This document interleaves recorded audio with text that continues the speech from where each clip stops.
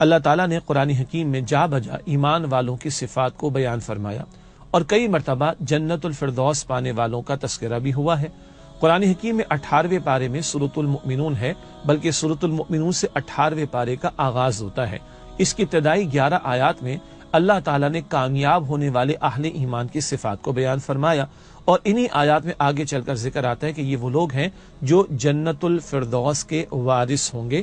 اللہ تعالیٰ مجھے، آپ کو، ہم سب کو انہی لوگوں میں شامل فرمائے۔ سورہ مؤمنون کی پہلی 2 آیات ابھی تلاوت کی گئیں۔ ارشاد ہوا قد افلح المؤمنون، یقیناً فلاح پا گئے ایمان والے۔ اصل کامیابی تو آخرت کی ہے، اللہ ہم سب کو عطا فرمائے۔ ایمان والے جو فلاح پائیں گے، کامیابی پائیں گے، حقیقی کامیابی حاصل کریں گے، ان کی پہلی صفت آگے بیان ہوئی الذین هم فی صلاتہم خاشعون، وہ جو اپنی نمازوں میں خشوع اختیار کرتے ہیں۔ محض ایمان کا دعویٰ کافی نہیں، عمل کا ثبوت بھی لازم ہے۔ چنانچہ بار بار قرآن کریم میں ایمان کے فوراً بعد وعاملوا الصالحات کا ذکر آتا ہے۔ سورۃ العصر میں الا الذین آمنوا وعاملوا الصالحات، یہاں بھی ذکر آ رہا ہے کہ کون سے ایمان والے کامیاب ہوں گے۔ پہلی صفت ہے الذین هم فی صلاتہم خاشعون، وہ جو اپنی نمازوں میں خشوع اختیار کرتے ہیں۔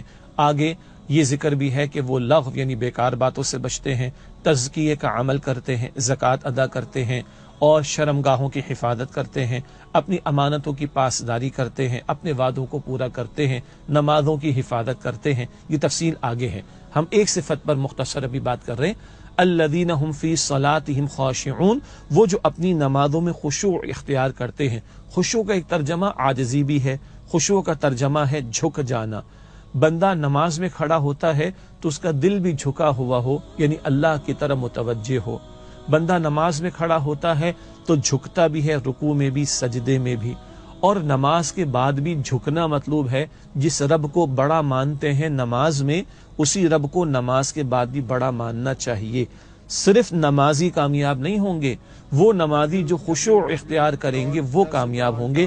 دل کا جھکنا بھی، اللہ کی طرف متوجہ ہونا، رکوع سجود میں جھکنا بھی، اللہ کی طرف متوجہ ہونا، اور نماز کے بعد بھی اللہ کو بڑا مان کر اللہ کی ماننا، اس کے احکامات پر عمل کرنا، یہ سارا طرز عمل خشوع یعنی جھکنے کے معنی میں ہے۔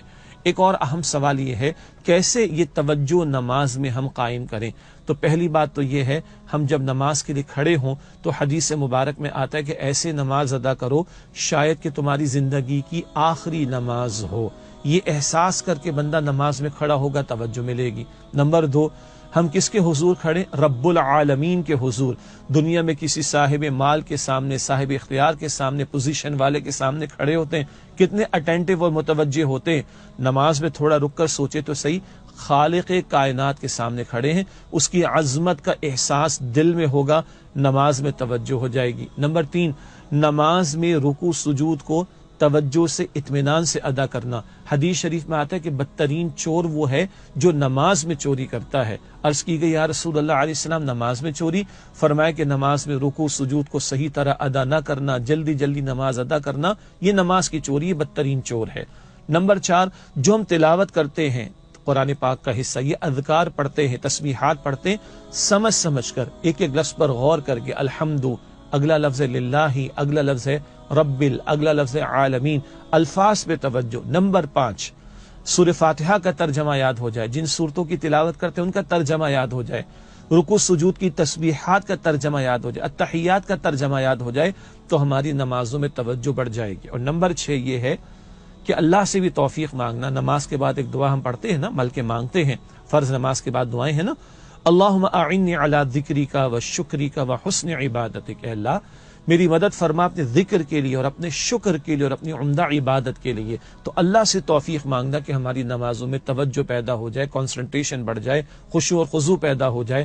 یہ سب کچھ ہوگا تو سورہ مؤمنون میں فرمایا جا رہا ہے یقیناً وہ اہل ایمان کامیاب ہو گئے الذین هم فی صلاتہم خاشعون، جو اپنی نمازوں میں خشوع اختیار کرنے والے ہیں۔ اللہ تعالیٰ مجھے اور آپ کو تمام نمازوں کی پابندی کی توفیق عطا فرمائے، وقت پر ادا کرنے کی توفیق عطا فرمائے، مردوں کو باجماعت ادا کرنے کی توفیق عطا فرمائے، اور پوری توجہ کے ساتھ، اطمینان کے ساتھ، خشوع و خضوع کے ساتھ ادا کرنے کی توفیق عطا فرمائے۔